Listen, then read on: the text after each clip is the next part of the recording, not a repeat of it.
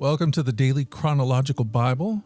My name's Hunter, and we are reading through the Bible in chronological order as a single story. And that story is all about Jesus. We will look at this whole book through the lens of Jesus. It is a revelation of Him, and He has revealed to us the heart of the Father.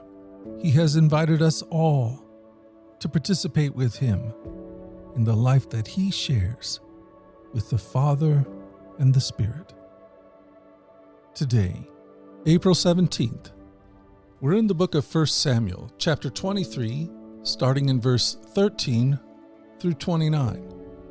Then we go to Psalm 54, and we finish in 1 Samuel chapters 24 and 25. We're reading from the New Living Translation. This is the word of the Lord. 1 Samuel 23. So David and his men, about 600 of them now, left Keilah and began roaming the countryside. Word soon reached Saul that David had escaped, so he didn't go to Keilah after all. David now stayed in the strongholds of the wilderness and in the hill country of Ziph. Saul hunted him day after day, but God didn't let Saul find him. One day near Horesh, David received the news that Saul was on the way to Ziph to search for him and kill him. Jonathan went to find David and encouraged him to stay strong in his faith in God. "Don't be afraid," Jonathan reassured him. "My father will never find you. You're going to be the king of Israel, and I will be next to you as my father Saul is well aware." So the two men renewed their solemn pact before the Lord. Then Jonathan returned home, while David stayed at Horesh. But now the men of Ziph went to Saul in Gibeah and betrayed David to him. "We know where David is hiding," they said. "He's in the strongholds of Horesh on the hill of Hakaliah, which is in the southern part of Jeshimon. Come down whenever you're ready, O king, and we will catch him and hand him over to you." "The Lord bless you," Saul said. "At last someone is concerned about me. Go and check again to be sure of where he is staying and who has seen him there, for I know that he is very crafty. Discover his hiding places and come back when you are sure. Then I'll go with you, and if he is in the area at all, I'll track him down, even if I have to search every hiding place in Judah." So the men of Ziph returned home ahead of Saul. Meanwhile, David and his men had moved into the wilderness of Moan in the Arabah Valley, south of Jeshimon. When David heard that Saul and his men were searching for him, he went even farther into the wilderness to the great rock, and he remained there in the wilderness of Moan. But Saul kept after him in the wilderness. Saul and David were now on opposite sides of the mountain. Just as Saul and his men began to close in on David and his men, an urgent message reached Saul that the Philistines were raiding Israel again. So Saul quit chasing David and returned to fight the Philistines. Ever since that time, the place where David was camping has been called the Rock of Escape. David then went to live in the strongholds of En-gedi. Psalm 54. For the choir director, a psalm of David regarding the time the Ziphites came and said to Saul, "We know where David is hiding," to be accompanied by stringed instruments. "Come with great power, O God, and rescue me. Defend me with your might. Listen to my prayer, O God. Pay attention to my plea, for strangers are attacking me. Violent men are trying to kill me. They care nothing for God. But God is my helper. The Lord keeps me alive. May the evil plans of my enemies be turned against them. Do as you promise and put an end to them. I will sacrifice a voluntary offering to you. I will praise your name, O Lord, for it is good. For you have rescued me from my troubles and helped me to triumph over my enemies." 1 Samuel 24. After Saul had returned fighting the Philistines, he was told that David had gone into the wilderness of En-gedi. So Saul chose 3,000 elite troops from all Israel and went to search for David and his men near the rocks of the wild goats, at the place where the road passes some sheepfolds. Saul went into a cave to relieve himself, but as it happened, David and his men were hiding further back in that very cave. "Now's your opportunity," David's men whispered to him. "Today the Lord is telling you, I will certainly put your enemy into your power to do with as you wish." So David crept forward and cut off a piece of the hem of Saul's robe. But when David's conscience began bothering him because he had cut Saul's robe, he said to his men, "The Lord forbid that I should do this to my lord the king. I shouldn't attack the Lord's anointed one, for the Lord himself has chosen him." So David restrained his men and did not let them kill Saul. After Saul had left the cave and gone on his way, David came out and shouted after him, "My lord the king!" And when Saul looked around, David bowed low before him. Then he shouted to Saul, "Why do you listen to the people who say I'm trying to harm you? This very day, as you can see with your own eyes, it isn't true. For the Lord placed you at my mercy back there in the cave. Some of my men told me to kill you, but I spared you. For I said, I will never harm the king. He is the Lord's anointed one. Look, my father, at what I have in my hand. It is a piece of the hem of your robe. I cut it off, but I didn't kill you. This proves that I'm not trying to harm you and that I've not sinned against you, even though you have been hunting for me to kill me. May the Lord judge between us. Perhaps the Lord will punish you for what you're trying to do to me, but I will never harm you. As the old proverb says, from evil people come evil deeds. So you can be sure I will never harm you. Who is the king of Israel trying to catch anyway? Should he spend his time chasing one who is as worthless as a dead dog or a single flea? May the Lord therefore judge which of us is right and punish the guilty one. He is my advocate, and he will rescue me from your power."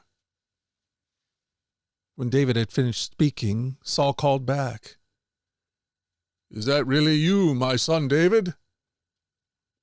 Then he began to cry, and he said to David, "You are a better man than I am, for you have repaid me good for evil. Yes, you have been amazingly kind to me today, for when the Lord put me in a place where you could have killed me, you didn't do it. Who else would let his enemy get away when he had him in his power? May the Lord reward you for all the kindness you have shown me today. And now I realize that you are surely going to be king, and that the kingdom of Israel will flourish under your rule. Now swear to me by the Lord that when that happens you will not kill my family and destroy my line of descendants." So David promised this to Saul with an oath. Then Saul went home, but David and his men went back to their stronghold. 1 Samuel 25. Now Samuel died, and all Israel gathered for his funeral. They buried him at his house in Ramah. Then David moved down to the wilderness of Moan.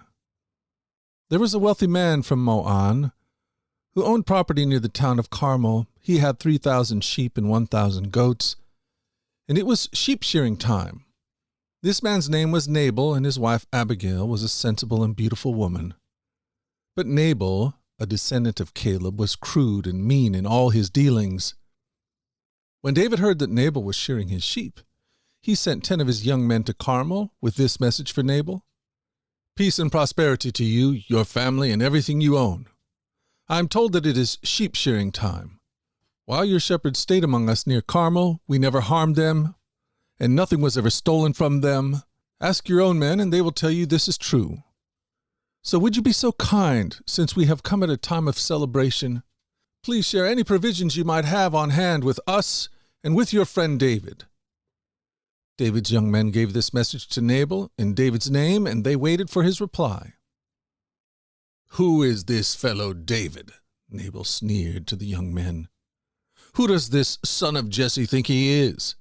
There are lots of servants these days who run away from their masters. Should I take my bread and my water and my meat that I've slaughtered from my shears and give it to a band of outlaws who come from who knows where?"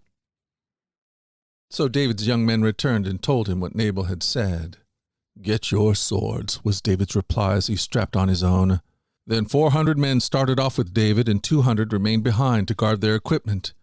Meanwhile, one of Nabal's servants went to Abigail and told her, "David sent messengers from the wilderness to greet our master, but he screamed insults at them. These men have been very good to us, and we've never suffered any harm from them. Nothing was stolen from us the whole time they were with us. In fact, day and night, they were like a wall of protection to us and the sheep. You need to know this and figure out what to do, for there's going to be trouble for our master and for his whole family. He's so ill-tempered that no one can ever talk to him." Abigail wasted no time. She quickly gathered 200 loaves of bread, 2 wineskins full of wine, 5 sheep that had been slaughtered, nearly a bushel of roasted grain, 100 clusters of raisins, and 200 fig cakes. She packed them on the donkeys and said to her servants, "Go on ahead, and I'll follow you shortly." But she didn't tell her husband Nabal what she was doing. As she was riding her donkey into a mountain ravine, she saw David and his men coming toward her. David had just been saying, "A lot of good it did us to help this fellow. We protected his flocks in the wilderness, and nothing he owned was lost or stolen. But he has repaid me evil for good. May God strike me and kill me, if even one man of his household is still alive tomorrow morning." When Abigail saw David, she quickly got off her donkey and bowed low before him. She fell at his feet and said, "I accept all the blame in this matter, my lord. Please listen to what I have to say. I know Nabal is a wicked, ill-tempered man. Please don't pay any attention to him. He's a fool, just as his name suggests. But I never even saw the young men you sent. Now, my lord, as surely as the Lord lives and you yourself live, since the Lord has kept you from murdering and taking vengeance into your own hands, let all your enemies and those who try to harm you be as cursed as Nabal is. And here is a present that I, your servant, have brought to you and your young men. Please forgive me if I've offended you in any way. The Lord will surely reward you with a lasting dynasty, for you are fighting the Lord's battles, and you have not done wrong throughout your entire life. Even when you are chased by those who seek to kill you, your life is safe in the care of the Lord your God, secure in his treasure pouch. But the lives of our enemies will disappear like stones shot from a sling. When the Lord has done all that he promised and has made you leader of Israel, don't let this be a blemish on your record. Then your conscience won't have to bear the staggering burden of needless bloodshed and vengeance. And when the Lord has done these great things for you, please remember me, your servant." David replied to Abigail, "Praise the Lord, the God of Israel, who has sent you to meet me today. Thank God for your good sense. Bless you for keeping me from murder and from carrying out vengeance with my own hands. For I swear by the Lord, the God of Israel, who has kept me from hurting you, that if you had not hurried out to meet me, not one of Nabal's men would still be alive tomorrow morning." Then David accepted her present and told her, "Return home in peace. I have heard what you said. We will not kill your husband." When Abigail arrived home, she found that Nabal was throwing a big party and was celebrating like a king. He was very drunk, so she didn't tell him anything about her meeting with David until dawn the next day. In the morning, when Nabal was sober, his wife told him what had happened. As a result, he had a stroke, and he lay paralyzed in his bed like a stone. About 10 days later, the Lord struck him and he died. When David heard that Nabal was dead, he said, "Praise the Lord, who has avenged the insult I received from Nabal and has kept me from doing it myself. Nabal has received the punishment for his sin." Then David sent messengers to Abigail to ask her to become his wife. When the messengers arrived at Carmel, they told Abigail, "David has sent for us to take you back to marry him." She bowed low to the ground and responded, "I, your servant, will be happy to marry David. I would even be willing to become a slave, washing the feet of his servants." Quickly getting ready, she took along 5 of her servant girls as attendants, mounted her donkey, and went with David's messengers, and so she became his wife. David also married Ahinoam from Jezreel, making both of them his wives. Saul, meanwhile, had given his daughter Michal, David's wife, to a man from Galim, named Palti, son of Laish.